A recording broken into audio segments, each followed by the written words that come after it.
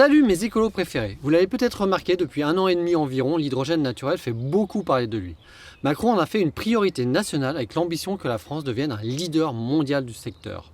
Ça excite tout le monde car l'hydrogène est indispensable pour la décarbonation de secteurs difficiles à décarboner comme l'industrie, la production d'engrais ou l'aviation.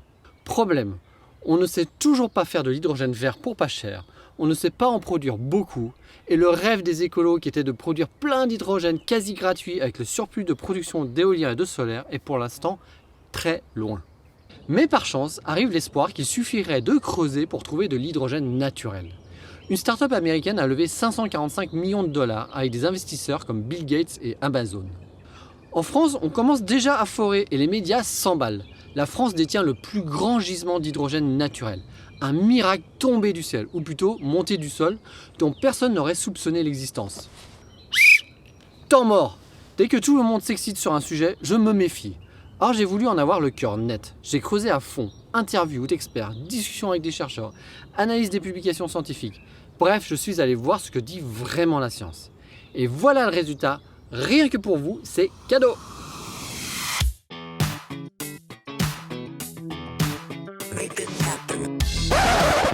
On en parle beaucoup aujourd'hui, mais l'hydrogène naturel est connu depuis très longtemps. Regardez cette image, une fuite de gaz en combustion continue en Turquie. Ce gaz contient environ 10% d'hydrogène, soit 2 kg par jour. Ces cheminées ardentes sont actives depuis plus de 2500 ans et seraient même à l'origine de la première flamme olympique.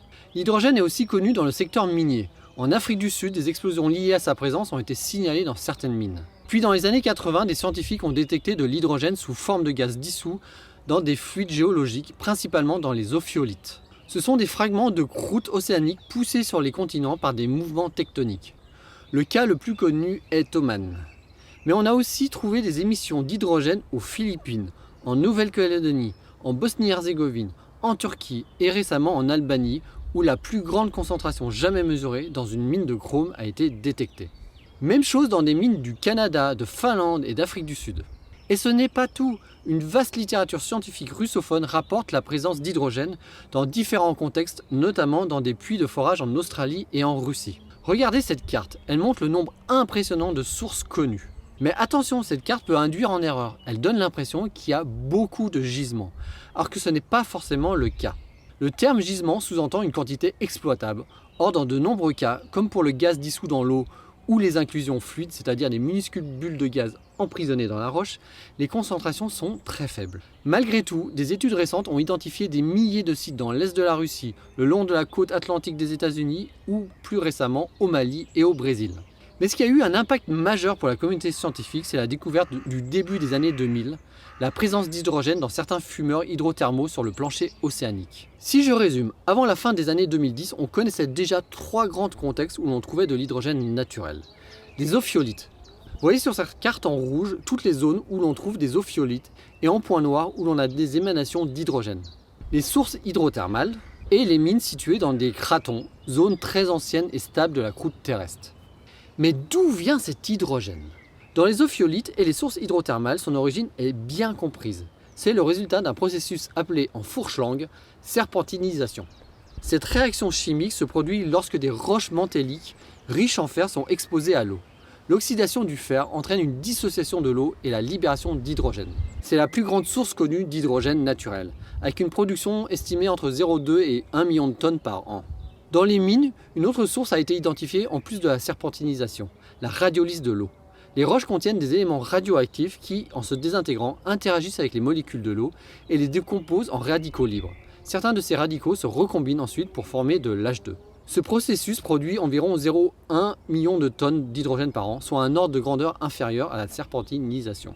Mais attends, c'est de l'hydrogène naturel produit avec du nucléaire naturel? Oh, mon Dieu, mais c'est vert ça? Elle en dit quoi la Commission européenne? Que dit mon manuel du parfait écolo? Bon, pour être précis, il existe d'autres sources d'hydrogène naturel, mais leurs quantités sont anecdotiques comparées aux 2 principales. C'était une chose de connaître des sources d'hydrogène naturel, c'en était une autre d'en trouver un stock. Pour ça, il faut une production et un genre de couvercle naturel pour qu'une accumulation se fasse.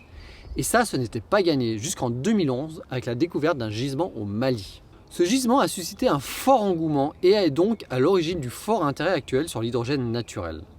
Ce gisement est extraordinaire pour 3 raisons. L'hydrogène y est assez pur, 98% du gaz. Il est situé sur la terre ferme et donc facile à récupérer.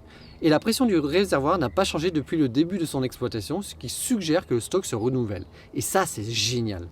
L'anecdote de la découverte est assez savoureuse. En 1987, dans le village malien de Bouraké-Bougou, de nouveaux forages sont effectués pour trouver de l'eau.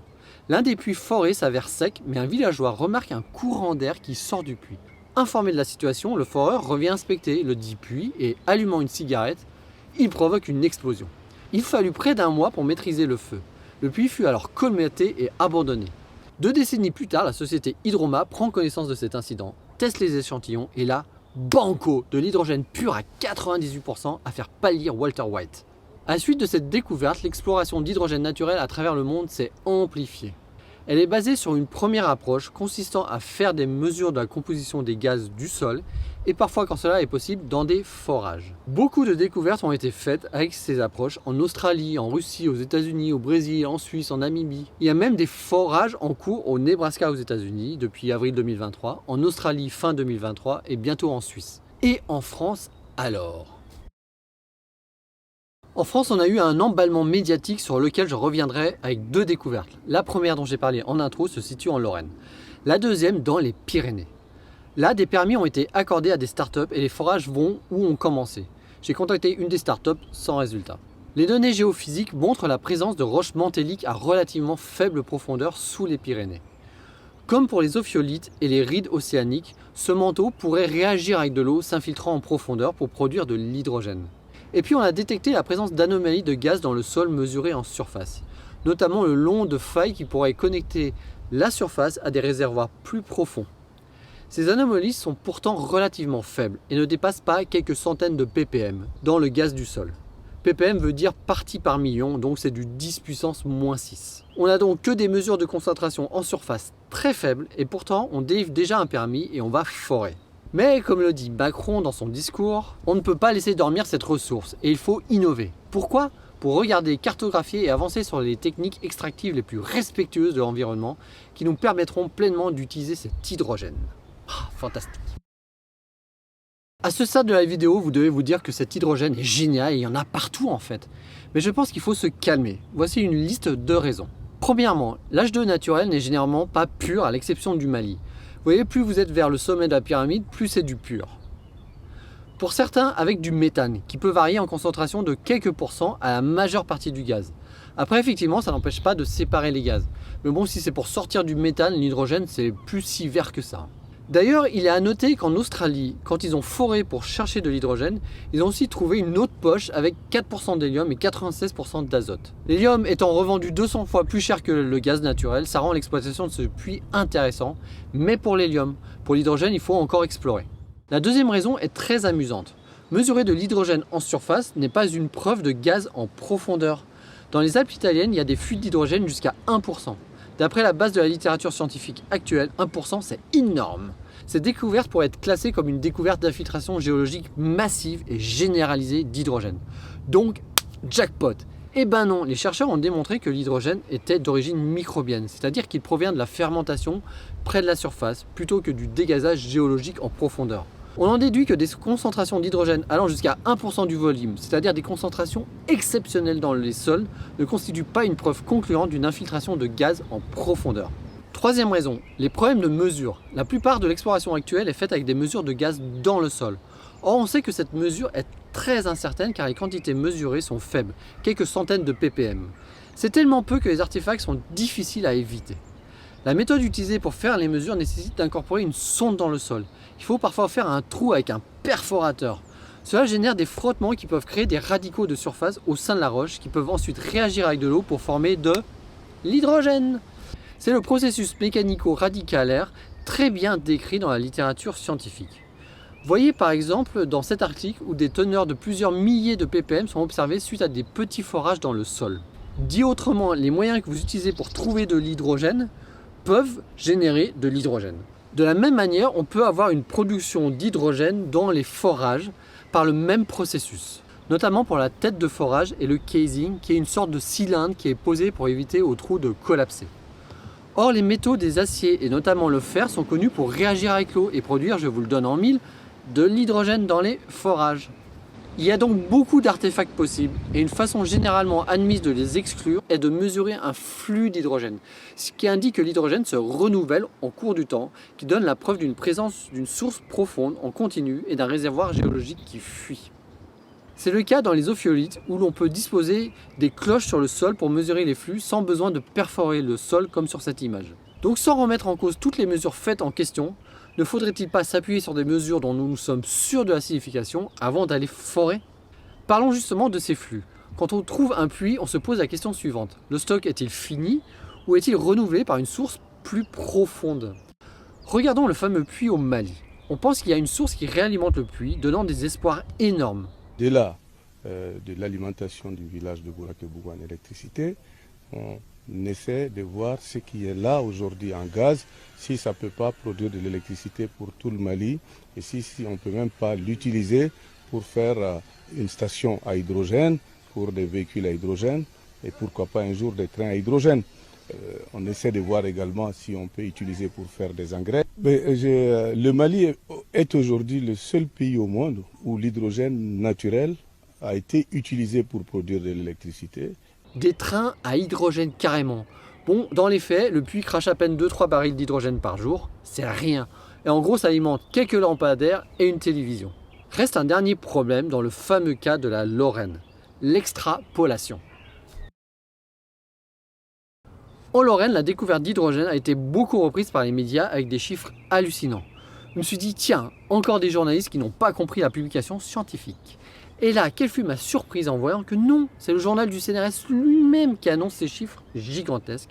Et là, écoutez bien, avant même la publication d'un article scientifique, toujours pas paru depuis à ma connaissance. Or, les seules données dont on dispose à l'heure actuelle concernent une sonde de mesure des gaz dissous dans l'eau jusqu'à des profondeurs de l'ordre de 1100 mètres dans un forage. La teneur en gaz augmente de 0,1% à 600 mètres de profondeur jusqu'à 15% à 1100 mètres. Donc plus tu creuses, plus tu as une concentration élevée.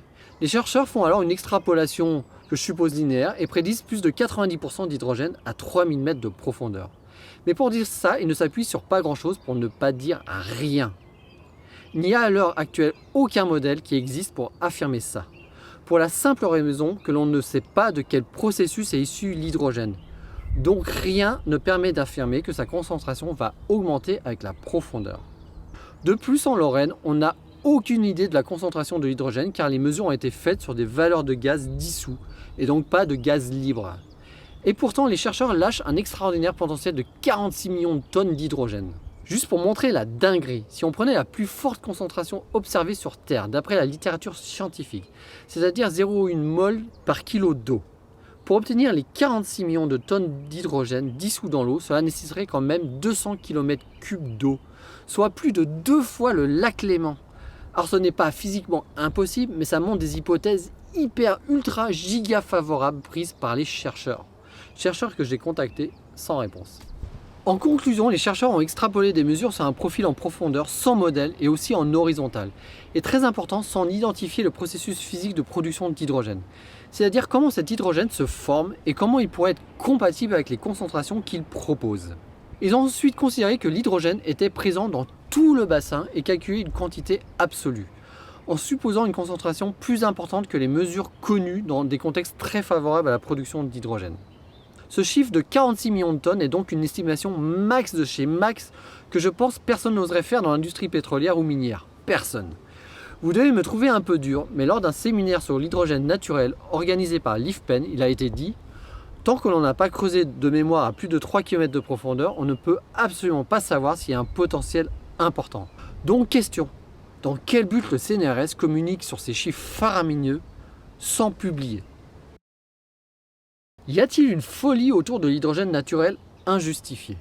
Dur de l'affirmer, mais si je dois placer mon curseur entre 0% de chance que ce soit quelque chose de significatif et 100% de chance que ce soit un truc extraordinaire, perso avec les éléments scientifiques que j'ai eus, discussions que j'ai eues, je pointerais assez proche de 0 quand même. Un indice pour moi, c'est quand même un monde de start-up qui se lance là-dedans. S'il y avait vraiment un gros potentiel, je pense que les acteurs du oil and gas s'activeraient fortement. Alors pourquoi cet emballement? Vous avez pu le voir avec les publics scientifiques que j'ai cités, les chercheurs français sont à la pointe sur la question, mais pas trop les industriels. Engie a développé des outils pour explorer, mais on n'a pas levé autant d'argent qu'aux États-Unis et en Australie. Ce petit monde se félicite que ce soit devenu un sujet d'intérêt pour les politiques français. Et donc mon interprétation est que tout le monde a un intérêt, chercheurs compris, à gonfler les chiffres pour attirer des fonds privés, des fonds publics et avoir des financements pour des projets de recherche et d'exploration. Alors vous allez me dire que c'est pas si grave, mais regardons, le CNRS publie ce chiffre extrêmement généreux. Plein de journaux grand public le reprennent, y compris le New York Times. Et ensuite, il y a des articles écrits par une IA qui gonflent encore plus le chiffre. La France découvre une réserve d'hydrogène gigantesque équivalent à 1300 fois le PIB mondial, capable d'alimenter l'humanité pour des siècles. Puis visiblement, une autre IA pond un autre article. La France découvre un trésor énergétique, 2,8 milliards de tonnes d'hydrogène, soit 1300 ans de pétrole en réserve. Et vous avez ensuite des influenceurs dits experts comme Fabien Bouglet qui reprennent l'article, le publient, et qui ensuite utilisent cet argument pour dire qu'il ne faut pas développer d'éolien et de solaire car on a le miracle lorrain de l'hydrogène. Voilà quand des informations ultra optimistes de scientifiques ont des conséquences dans la vie réelle. Mais bon, si tout le monde est prêt à valider si facilement ce rêve de l'hydrogène naturel, c'est qu'ils se rendent bien compte que les jokers pour sauver la situation climatique tombent un à un, comme je vous le montre vidéo après vidéo. Bon, admettons qu'effectivement, d'un seul coup, on découvre autant d'hydrogène naturel que prévu, en supposant que les estimations pour la Lorraine soient bonnes. Qu'est-ce que cela représente 46 millions de tonnes? C'est la moitié de la production mondiale d'hydrogène annuelle actuelle. Et si on respecte la future réglementation européenne pour l'aviation, cela ne couvrirait que 2 ans des besoins de l'aviation européenne en carburant de synthèse à base d'hydrogène. Pour contrer cet argument, les partisans de l'hydrogène naturel utilisent généralement l'argument que l'hydrogène se renouvelle de lui-même une fois pompé. C'est-à-dire que la réaction chimique se remettrait en marche si l'on enlève l'hydrogène du puits, d'après le principe de Le Chatelier. C'est sûrement vrai, mais ces flux sont d'environ 1 million de tonnes d'hydrogène à l'échelle mondiale par an. Dit autrement, il faudrait 100 ans pour que le besoin d'hydrogène annuel actuel, même pas futur, soit à nouveau disponible. Bon, j'espère que cela vous aura éclairé pour vous faire un avis sur la hype de l'hydrogène naturel. Où est-ce que vous mettez votre curseur? Proche de 0 comme moi? Dites-le moi en commentaire. Merci aux chercheurs qui m'ont aidé, que je ne peux hélas pas nommer car c'est un sujet explosif et redoutais que cette vidéo leur soit reprochée. Oui, le monde de la recherche est un milieu de gros sous aussi, et d'ailleurs j'espère ne pas avoir de problème moi-même. Merci pour ceux qui participent au Tipeee pour une écologie efficace, et partagez la vidéo et un pouce en l'air pour l'algorithme, tout ça. Et revouez comme on dit en Lorraine. Bisous.